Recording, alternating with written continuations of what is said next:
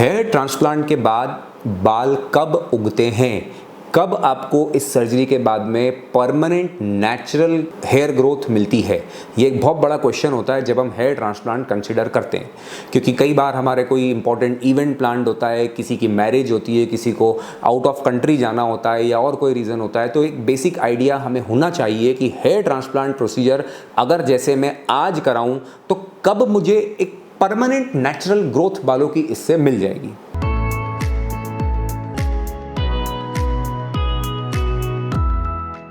नमस्कार, मैं हूं doctor Ankit, Indore central India से, और इस YouTube चैनल के through I try to educate on every common query about hair transplantation.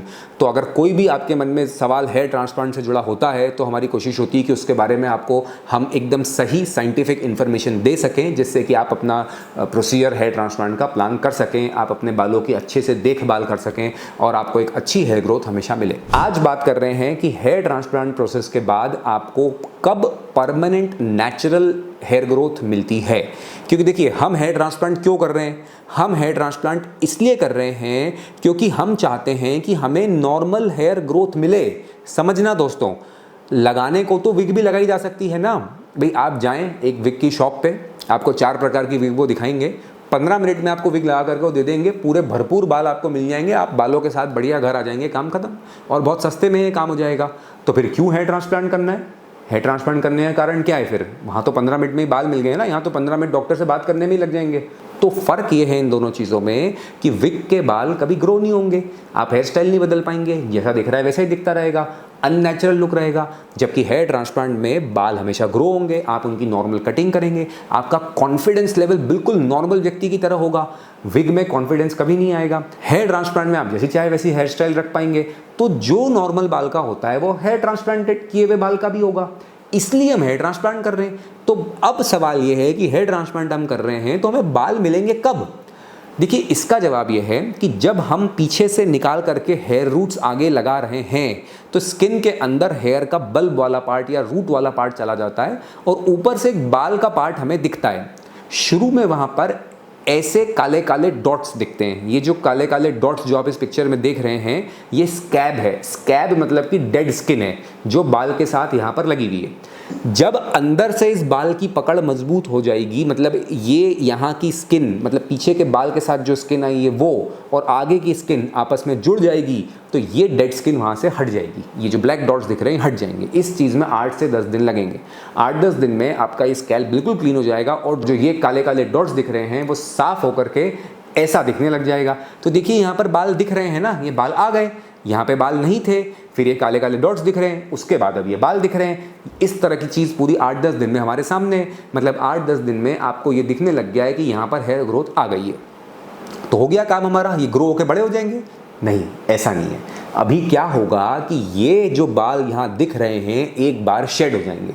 ये हमारी बॉडी की नॉर्मल फिजियोलॉजी, ये नेचर है कि इन बालों को बॉडी एक बार शेड कर देगी, मतलब झड़ जाएंगे। ये बाल बॉडी एक बार झड़ा देगी। उसके बाद जो यहाँ पर रूट्स हैं, मतलब जड़ें अंदर स्किन में लगा दी गई हैं, उन जड़ों से दोबारा बाल निकलना शुरू होंगे और सर्जरी के करीब 3-3.5 महीने बाद इन जड़ों से बाल निकलना शुरू होंगे और 6 से 7 महीने में आपको फुल ग्रोथ बालों की मिल जाएगी। मतलब आप जो लुक चाहते हैं कि आप अच्छी हेयर स्टाइल बनाएं, बढ़िया आपके बाल दिखें, वो चीज़ आपको 6 से 7 महीने में फुल्ली ब्लोन तरीके से बढ़िया ग्रोथ के साथ मिल जाएगी। 4.5-5 महीने में भी आपका माथा ढक जाएगा। ऐसा नहीं है कि कुछ नहीं मिलेगा उसके पहले। 4 महीने 3.5 महीने से आना शुरू होंगे। 4.5-5 महीने में 70% माथा ढक जाएगा और आपका जो बचा हुआ हेयर ग्रोथ है वो 1-1.5 महीना और लेगी, यानी कि 6 से 7 महीने पे पूरी ग्रोथ मिल जाएगी 95%। और 100% कब मिल जाएगी? 1 ईयर पे मिल जाएगी। 1 ईयर के बाद इसमें और कोई नई ग्रोथ नहीं होगी। फिर अगर आपको आगे कोई भी हेयर ट्रीटमेंट करना है, उसमें और कुछ हेयर ग्राफ्ट लगाने या कोई भी आप चाहते हैं कि इसमें किसी तरीके से और प्ले करना चाहता हूँ मैं अपने बालों के साथ, हेयर स्टाइल के साथ दोबारा कुछ प्रोसीजर कंसिडर करना चाहता हूँ, तो 1 साल के बाद आप आराम से उसे प्लान कीजिए। 1 साल के बाद उसमें कोई चेंज नहीं आता है, क्योंकि 95% तो 6 महीने पे ही आ जाता है। तो आप इस बात को समझें कि आपकी कोई इंपॉर्टेंट फंक्शन अगर है, या मान लीजिए कि मैक्सिमम लोगों को अपनी शादी के पहले ये ख्याल आता है कि मैं क्यों ना अपने बालों को ठीक कर लूँ, अपनी हेयर लाइन ठीक कर लूँ, तो उसे इस तरह से प्लान कीजिए कि आपकी जो वो इवेंट है उसके 6 to 7 मंथ्स पहले आप इस प्रोसेस को कराएं, तो आपको मैक्सिमम बेनिफिट इसका मिलेगा। तो अब ये 6-7 महीने के बीच क्या होगा? क्या खराब दिखेगा? क्या अजीब दिखेगा? क्या एबनॉर्मल दिखेगा? नहीं, ऐसा बिल्कुल कुछ नहीं है।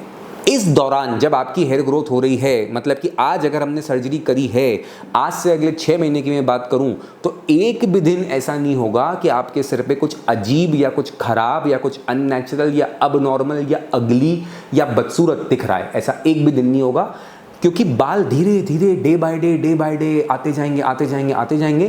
तो जिसने आपको कल देखा है और जो कोई आज देख रहा है, उसको एकदम कोई ड्रास्टिक चेंज नहीं मिलेगा, क्योंकि धीरे धीरे हेयर ग्रोथ होती जा रही है। हर दिन उसमें इजाफा, इंक्रीमेंट बालों का होता जा रहा है, और समय के साथ वो बाल पूरी अपनी ग्रोथ अचीव कर लेंगे। तो मैं उम्मीद करता हूं कि आपको समझ में आया कि हेयर ट्रांसप्लांट के बाद आपको कितने दिन में नेचुरल बालों की ग्रोथ मिलती है। अगर हेयर ट्रांसप्लांट के बारे में और भी कोई सवाल आपके जहन में है, तो आप उसे यहाँ इन नंबर्स पर संपर्क करके समझ सकते हैं, या हमें व्हाट्सएप कर सकते हैं, या यहाँ पर कमेंट करके पूछ सकते हैं। हमारी टीम आपको इसका उचित जवाब देगी, और हम आपके बहुत अच्छे स्वास्थ्य की, बहुत अच्छे बालों की शुभकामनाएं करते हैं। We wish you very good luck. नमस्ते।